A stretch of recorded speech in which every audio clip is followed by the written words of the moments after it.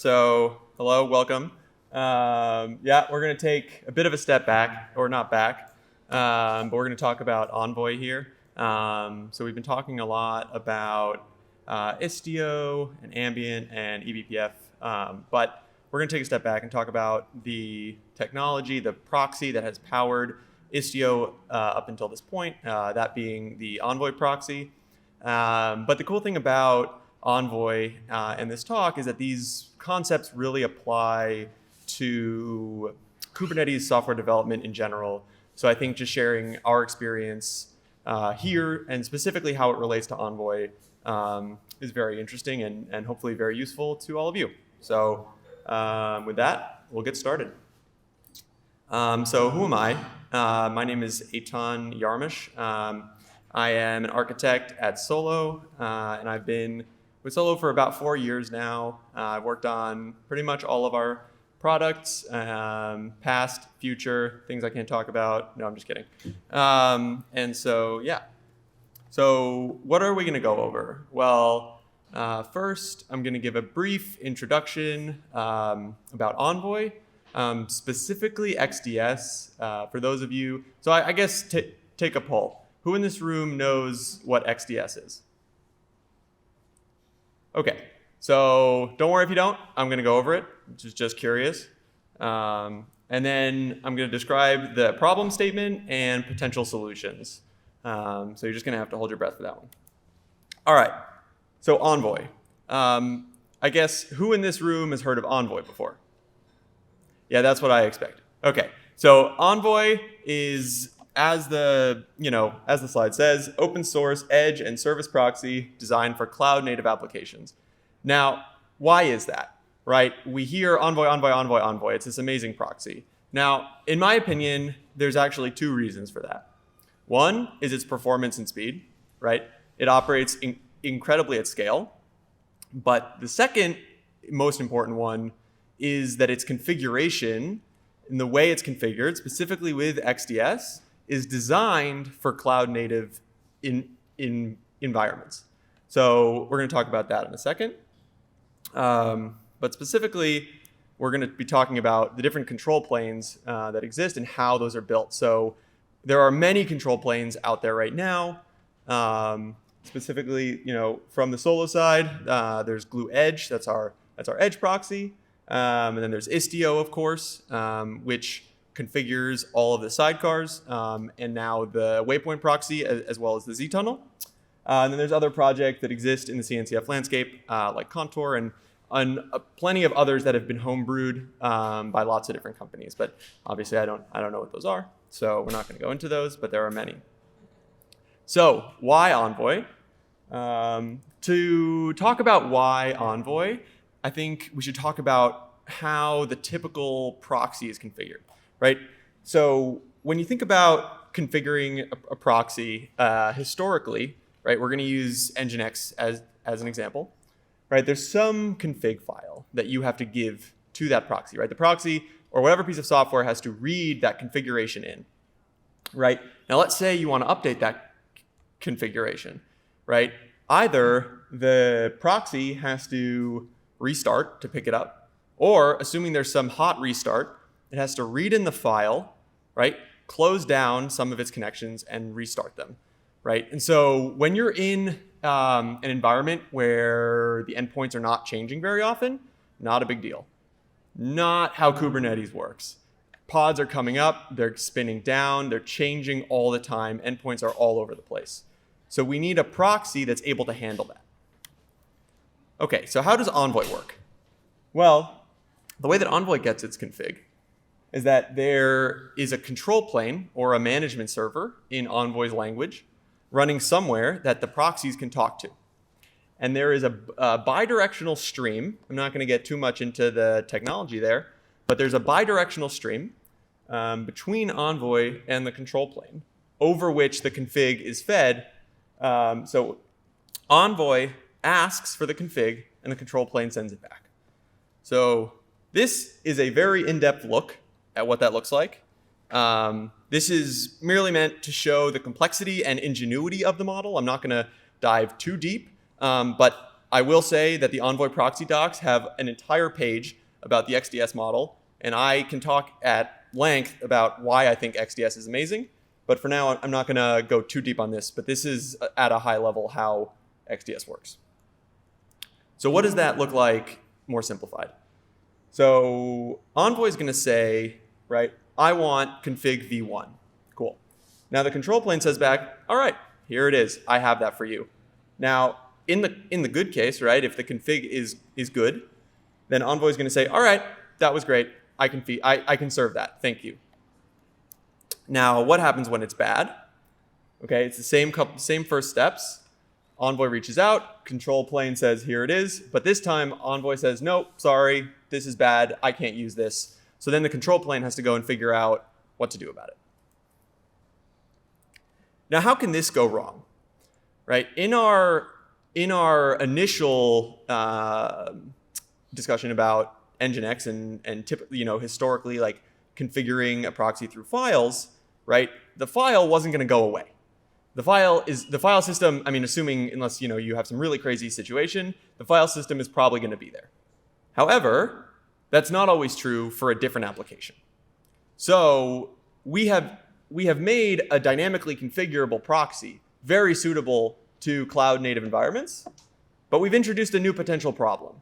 What is that problem? Control plane downtime. Now, there are two classifications of errors we're going to talk about today. One is hardware issues and one is software issues. So the red X is a hardware issue. So let's say for some reason the control plane is scheduled to a node or it's running somewhere where the hardware goes down for whatever reason. You have a regional outage, zonal outage, blah. So in this case, Envoy can no longer get its config, and it's going to stop serving the correct config, right? And that's a real problem. So again, let's just talk about compare and contrast the two approaches again between the previous model and the new Envoy model. So again, the new model, the Envoy model, allows for many dynamic config sources, especially routes and endpoints, which are constantly changing, with zero downtime. That means zero downtime when you change any of the config. It just continues to serve. Another plus is you can have multiple config sources for a single proxy, which if you have a file, that's not possible. And then also there's a well-known proto API, so it's really easy to create these control planes. But there are pros to the traditional approach. For one, it's saved to disk, so it's tolerant to a restart. If the Envoy proxy restarts and the control plane is not up, you might be subject to some downtime. It's simpler when you're deploying smaller number of proxies. So if you only have a few proxies and they're running from your file config, right? You don't have to worry about potentially configuring so many proxies all at the same time. And it is also simpler if the config is static, so if it doesn't change very often, which, as mentioned earlier, is probably not true in a cloud-native environment where the pods are spinning up and spinning down all of the time. So let's briefly talk about the standard running environment. So in a normal case, you're going to have Envoy running in your Kubernetes cluster and your control plane running in your Kubernetes cluster. Now, hold on. As mentioned, what can go wrong? Well, the node can go down, right? And if your node goes down, your control plane is going to be down, and Envoy is not going to get any more config.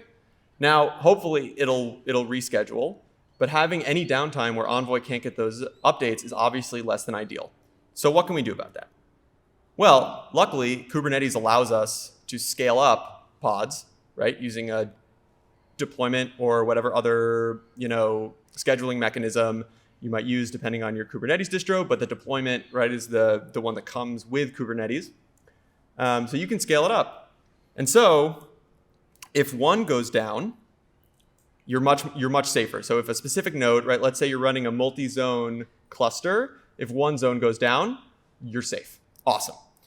So we are still liable to failure here. So what failures are we still liable to? Well, what if there's a software issue in the control plane and we stop serving config, right? We've eliminated the problem of having a node go out or having a hardware issue, but we still have potential software issues because we want to continue serving. But if for some reason we have a panic or our control plane is not functioning properly, Envoy will stop getting its config. So how do we deal with that? Well, to talk about that, let's talk about how the control planes usually work.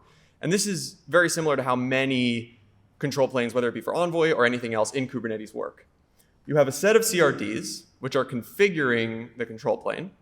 And then the control plane configures whatever end product, whether, which is Envoy in this case.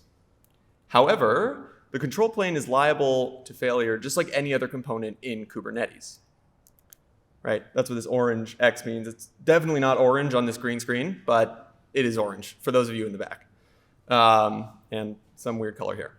So how do we ensure that our control plane is always serving config, right? Even though it is receiving config via CRDs potentially from other users, potentially from a whole nother control plane, right? The abstractions continuously layer on each other, and all of a sudden, how do you make sure that the control plane is continuously serving config to the proxy? Because at the end of the day, you want to make sure the proxy is always up to date and is always serving traffic. So let's talk about two ways that we can do this. And these are both coming from learnings that we have had at Solo building Gloo Edge. So the first thing is we can make sure that the core logic of the control plane doesn't error. Now, what do I mean by that? So we can ensure that there is no situation, no code path in which the control plane doesn't continue to serve at least some config, right? Now, this comes down to a win-lose among two different situations, right? Do you want to serve the minimal config, or do you want to stop serving altogether? In our experience, serving minimal config is always better than not serving at all. And so what that has meant in practice is making sure that the actual logic, which takes in the new configuration or whatever it is listening to, and then translates it to the Envoy config, can never fail. Always serves something. And ensure it can't panic, but we've all been there. So how do we solve? So what's another thing that we can do? Well, we can add a cache layer. So what does that mean? Depending on the control plane implementation, right, there may be quite a bit of complex business logic in it. And this business logic is liable to failure. Again, we can, integration test and unit test and end-to-end test to our heart's content, but things happen.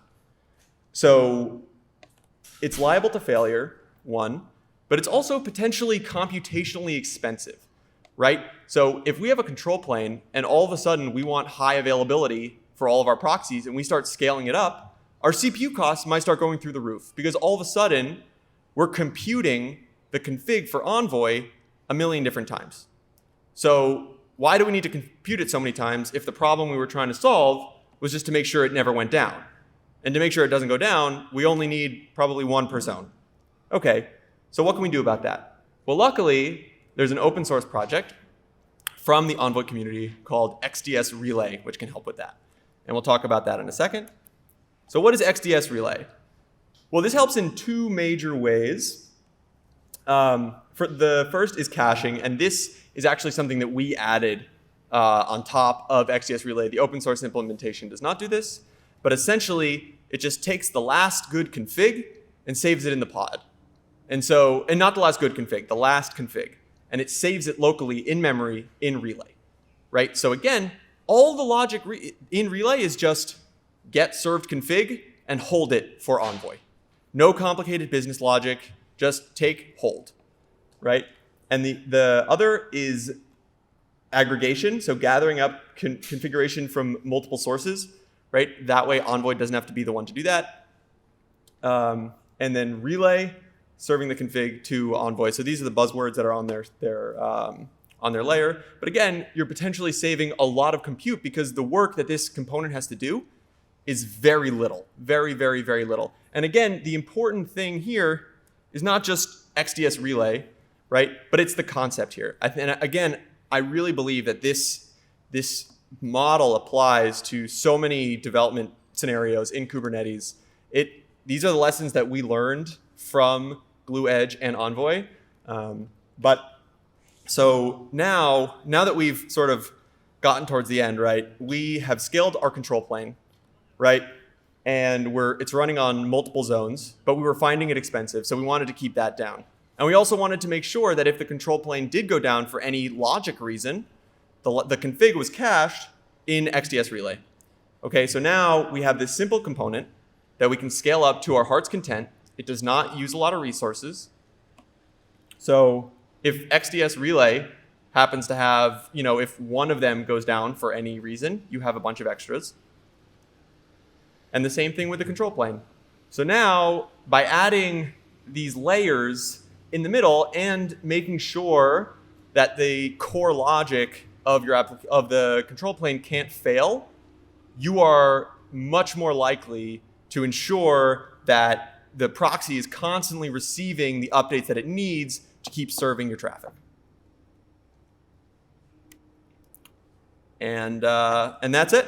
Again, in summary, just these are the lessons that we have learned building out Gloo Edge, and hopefully you can learn something from them for your general application development or for learning more about how Envoy, XDS, or anything in there works. Again, I was Eitan. Hope you enjoyed.